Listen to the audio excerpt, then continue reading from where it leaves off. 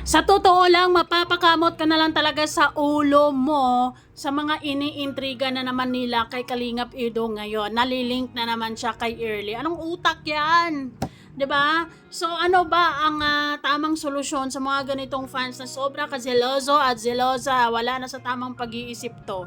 Para kayong kumuha ng bato at pinukpok nyo sa ulo nyo dahil gumagawa kayo ng sariling sakit sa puso nyo. Ganon. Anyways, hi wow life, another video, another share guys, another POV. So ngayon guys, magbibigay tayo ng point of view sa EDC kasama si Early dahil meron na namang mga mahihinang nilalang na naapektuhan sa picture na to guys. Yes, itong picture na to ay posted doon sa account ni Early. Siguro naman kilala nyo si Early. Isa siya sa mga beneficiary ni Kalingap Edo na talaga namang mabait si Kalingap Edo talaga sa kanyang mga beneficiary. And ngayon, may mga ibang fans doon na kasama ba si Beyonce dyan? Ganito, ganyan. Bakit kaya lang? Ganito, ganyan.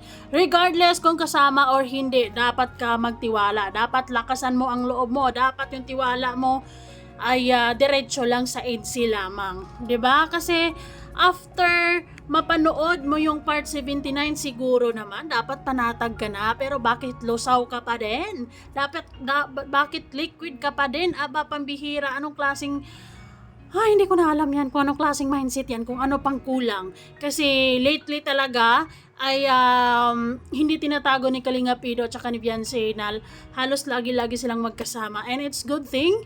And yes guys, real talk, huwag kayo masyadong selosa at seloso kasi malapit na rin naman na balik pasukan na.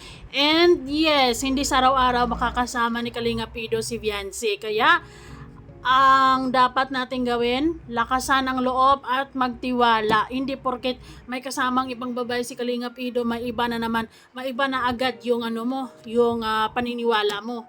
'Di ba? Kumbaga sa 10 picture na magkasama si Kalingap Edo at saka si Beyonce, mabubura bigla 'yon dahil nakita mo may isang picture na kasama ni Kalingap Edo iba.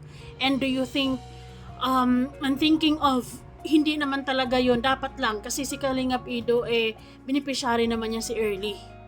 Yun. Masyado na kasing OA yung iba, diba? Anyways, bago ang lahat, don't forget to support and subscribe Kuya Val Santos Matubang at na Vlog Kalingap Rab at sa lahat ng Team Kalingap.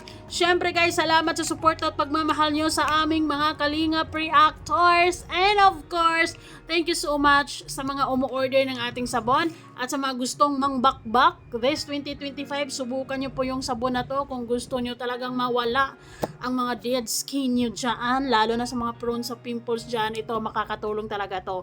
Please message me sa aking FB, Miss M's Life. Thank you so much. So this is it. Pag-usapan nga natin. Alay nga kayo, upo kayo dito, parang makinig or mag-uusap tayo na masinsinan. Hi! Paulit-ulit tayong mag-explain. Nakakabobo. Ay. Anyways, I like how Early handle the situation kasi nadamay siya sa mga ganitong utak ng mga ibang EDC fans, or EDC fans ba talaga or baka mema lang, di ba?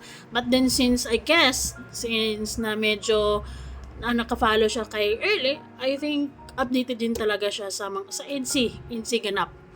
Ako kasi after kong mapanood ang part 79 so far, ito yung pinakamatinding episode talaga na hindi na talaga dapat tayo magdadalawang isip pa. 'Di ba? Sumugal ka sa EDC kasi mararamdaman at makikita mo talaga na totoo sila at yung tiwala at pagmamahal nila sa isa't isa ay talagang wala nang iba. Kumbaga, 'di ba? So ngayon guys, marami pa ring mga taong liquid.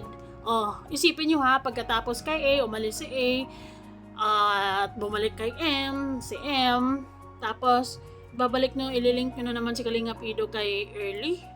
Ano utak yan, di ba? Hindi maganda yung pag-iisip na ganyan. Sumusobra na, di ba? At saka nakakahiya, 'di ba? Nakakahiya as calling yourself as an EDC fan, and then hanggang ngayon wala ka pa ring tiwala, hindi ka pa rin kontento, hindi pa rin panatag yung loob mo. Anong kulang?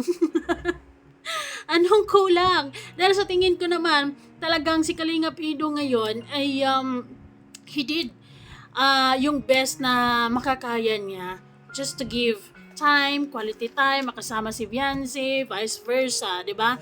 Pero reality check, pagka nagbalik eskwela na naman yan si Beyonce, hindi araw-araw makakasama yan ni Kalinga Pido.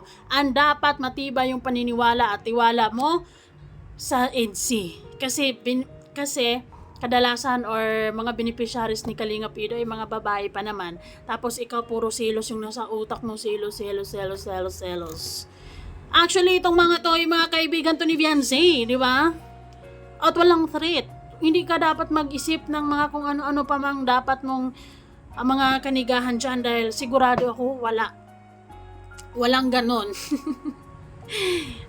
Si Kalingap Ido, nakikita, nararamdaman ko na this time, he is committed to Beyonce talaga. And yes, mga beneficiaries niya, mga babae, pero the relationship between Kalingap Ido and yung mga beneficiaries niya is Kalingap Ido and beneficiaries, ganun. Yes, close siya, magkakaibigan, di ba? And talaga namang walang ibang makikita natin sa uploads ni Kalingap Ido kundi yung mga beneficiaries niya dahil guys, hindi niya concern si Beyonce, hindi niya beneficiary si Beyonce. Kung meron man siyang concern kay Beyonce, personal yon, hindi iba yon, 'di ba? Hindi yon yung kailangan si Beyonce yung lagi-laging nandiyan sa vlogs niya. Kaya nga minsan ay kung hindi nahuhuli ng ibang mga vloggers dyan, wala tayong alam na magkasama pala sila kasi si Kalingap Ido hindi nga niya pinapakita si Beyonce because he strictly followed the rules ni Kalingap Rap dahil ongoing pa naman yung Kalingap serye nila and si Beyonce ay beneficiary ni Kalingap Rap at hindi siya beneficiary ni Kalingap Ido. So kung may bida man sa channel ni Kalingap Ido, bukod siya, of course, ang mga beneficiaries niya. At i-highlight talaga niya yon sa abot na makakaya niya para makahanap siya ng mga possible sponsors to help them. Kasi yun talaga yung purpose niya, di ba? Yun yung purpose as a charity vlogger na yung mga tinutulungan mo ay matutulungan mo talaga na yung tipong tulong na deserve nila. Okay, so wag yung bigyang meaning kung si Kalingap Ido at saka si Earlyman o kung sino man dyan, sila Tinay and the rest, yung tatlo magkakapatid, close talaga sila. Because, indeed, si Kalingap Ido ay malapit talaga siya sa mga tinutulungan niya. Pero, walang special na kineme na yung mga iniisip nyo, ba? Diba? So, sa picture na to guys, maraming mga pasmado ang bibig, mga silos at siloso. Kisyo, bakit daw wala si Beyonce dyan? At may nagsasabi naman na magkasama sila dyan. Regardless for me regardless kung magkasama sila or hindi, walang problema para sa akin dahil wala naman silang ginagawang masama dyan. Kung pumunta sila dyan, nag-unwind sila or nagre-relax sila dyan, so what? 'Di ba? I think karapatan or duty yun ni Kalingap Ido as a charity vlogger na tinutulungan niya si Early na maipasyal niya yung mga tinutulungan niya. Yung iba nga nung mga nakaraan 'di ba? Pinag-swimming pa niya yung mga beneficiaries niya. Kasi yes, he wanted niya ma-experience niya or ma-experience ng mga beneficiaries niya ang mga bagay-bagay na yan. Anyways, so sana hindi nyo na idadamay si Early sa mga kagaguhan o sa mga kalukuhan na iniisip nyo na ganyan kasi parang nonsense na talaga. Pababa na talaga ng pababa yung yung level ng nyo, intelligence. Wow! Excuse me. Diba parang nagiging nonsense na talaga na sobra-sobra na. 'Di ba? Sa pag-amin pa lang ni Kalingap Ido, yung confession pa lang nila sa part 79, I guess, naging panatag ka na dapat. At hindi yan isasama-sama ni Kalingap Ido kung meron siyang hidden agenda. Diba? Diba? Mindset ba? Mindset. Hay. Pero anyways, may mga tao talaga na, iwan ko ano bang tawag sa kanila, sensitive, or mababaw lang talaga yung pag-unawa, diba? Sa ultimong picture, nakikita naman nila na hindi nga sila sweet dyan. Tamang picture lang. Tapos, parang nagwa-wild sila sa comments na kung ano-ano mga sinasabi nila kay Early na para bang may ginawa si Early na masama. Anyways, si Early ay pumalag na rin dahil hindi na rin maganda ang mga sinasabi, mga nagme-message ng mga usasira at usasira, 'di ba? At daig pa kayo ng mga So sabi ni Early, "Hello po, pasintabi lang po sa mga nagtatanong sa akin patungkol kay Viancy po. Siguro naman po pwedeng wag ng pakialaman or panghimasukan ang buhay ni Viancy. Hindi naman po dapat inalam ang bawat sitwasyon dahil mali na po yung ganon at yung mga comment po na post ko at yung mga magko-comment po sa post ko, pasintabi din po sa inyo nay, lola, or mga ate. Iwasan po natin magbintang dahil paninira po yan sa tao. Maging maingat po tayo sa bawat binibitawan nating salita. Salamat po sa pag-unawa. Oy, dapat naintindihan nyo yan ng mga bonggang-bongga. Diba? Kasi yung iba, baka panay tanong na rin kayo kay Early or maghintay kayo ng update. Kaya nga may Kalingap serye Episode 79 nga tayo 'Di ba? Nasa exciting part na nga tayo Tapos bakit parang kulang pa? 'Di ba? Yung mga bagay na they decided na wag ipaalam sa atin, irespeto natin yan kasi karapatan nila yan, di ba? Wag na natin panghimasukan yan at itanong sa mga malalapit sa kanila na ganito, ganyan. Di ba? Kasi nakakabubo yan, di ba? Kung si Early ay kung isa pa siya sa mga human CCTV, baka binulgar na niya yan, di ba? Or baka nakikimaritisan na siya sa mga nagtatanong, di ba? And buti na lang si Early is a good friend of Viancy and yung respeto niya kay Kalingap Ido ay sa palagay ko nangingibabaw talaga kasi yung iba pa kung may lihim pang inggit si Early kay Viancy, edi kwento siya ng kwento kasi for sure mas may mga alam si Early sa mga bagay-bagay between Kalingap Ido and Viancy, pero she maintained na yung mga bagay na hindi dapat alamin dapat manatiling sikreto yan at huwag nyo nang alamin, di ba? Baka nga 10% na lang ang tinatago nila aanuhin nyo pa, di ba? Sige, tatapusin ko lang to. Sige, maghahain ka, tatapusin ko lang. So, ayun na nga. So, thank you so much, Early. Siguro naman sa pagpapalala mo na ganito, nahihiya naman na sila na tanong ng tanong, di ba? Kasi nagtatanong kayo ng mga whereabouts or baka mga personal na bagay na about kay Viancy. Di ba kayo nahiya, di ba? Mindset naman or common sense naman na dapat yung mga private na mga bagay-bagay. Ako, kung nagkataon na si Early ay na marites kung, di ba? Baka nakikipagmaritisan na sa'yo si Early at nasasabi na yung mga bagay-bagay, and good thing napapabilib ako kay Early yung pagiging good friend niya kay Viancy. Thank you so much, Early. Ayun, sa mga nagko-comment naman doon sa post niya, ay mag-isip kayo ng 10 beses hanggang 100 bago kayo magbitaw ng mga sinasabi niyo dahil lang tatandaan niyo na para kayong sirang plaka, paulit-ulit, di ba? Itong part 79 na to, duda pa rin ba kayo? Wala pa rin ba kayong tiwala kay Kalingap Ido? Ano bang klaseng puso yan? Bakit ba? Dahil kung talagang maka-EDC ka, or kung sinasabi mo, or baka basher ka lang talaga, nonsense na yung mga iniisip mo dahil ang katotohanan mapanood nyo sa part 79. Pues kung kulang pa or kung hindi pa talaga nag-sink in, kulang pa talaga yung information na yon, paulit-ulit yung panoorin ng part 79 nang sa ganon, mawala yung kaba, mawala yung duda, mawala yung pagiging selosa at seloso, pagiging nega, 'di ba? At utang na loob, wag na kayong magkimarites doon sa mga beneficiaries ni Kalingap Ido, nakakaloka. 'Di ba?